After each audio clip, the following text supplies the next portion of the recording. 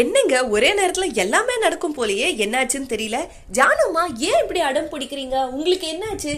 No ஜானுமா, இதெல்லாம் நீங்க பண்ணக்கூடாது. என்னதான் இருந்தாலும் கௌதம்க்கு நீங்க தான் அம்மா. ரேவதி அம்மா அப்படின்னு சொன்னாலும் அதனால ஒன்றும் ஆக போறதில்ல. பட் ப்ளீஸ் கொஞ்சம் பரந்த மனசா இருங்களேன். இலக்கியா சொல்றத கொஞ்சமாவது கேளுங்க. ஒரு லைஃபை காப்பாத்தின மாதிரியா இருக்கும். ஒரு பர்சனோட வாழ்க்கையில நீங்க சப்போர்ட் பண்ண மாதிரி இருக்கும்ல ஜானுமா, புரிஞ்சுக்கோங்க. ஆனா எதுவுமே புரிஞ்சுக்காம இலக்கியா கூட சண்டை போட்டு போயிட்டாங்க. இந்த பக்கம் அதுக்கு மேல இந்த அஞ்சலி, அப்பா எவ்வளோ பெரிய டிராமா, என் வாழ்க்கையில எதுவுமே நடக்கல, நான் போய் தூக்கு போட்டு சாவ போறேன், என்னை விடுங்க, அப்படியா இப்படியா சொல்லிட்டு பயங்கர பில்டப்.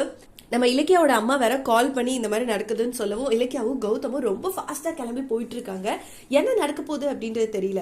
அஞ்சலி பண்றது டிராமா அப்படின்றது எப்ப தெரிய போகுது அப்படின்றது தெரியல. இருந்தாலும் இந்த சீன் எல்லாம் முடியறதுக்குள்ள இவங்க போயிடுவாங்களா?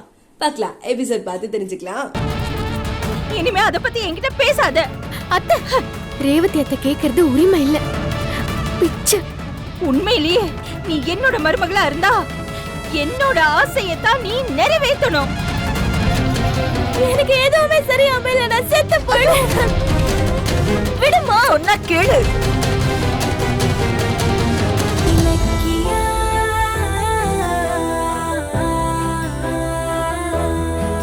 இந்த வீடியோ உங்களுக்கு பிடிச்சிருந்தா லைக் பண்ணுங்க, கமெண்ட் பண்ணுங்க அண்ட் ஷேர் பண்ணுங்க. மறக்காம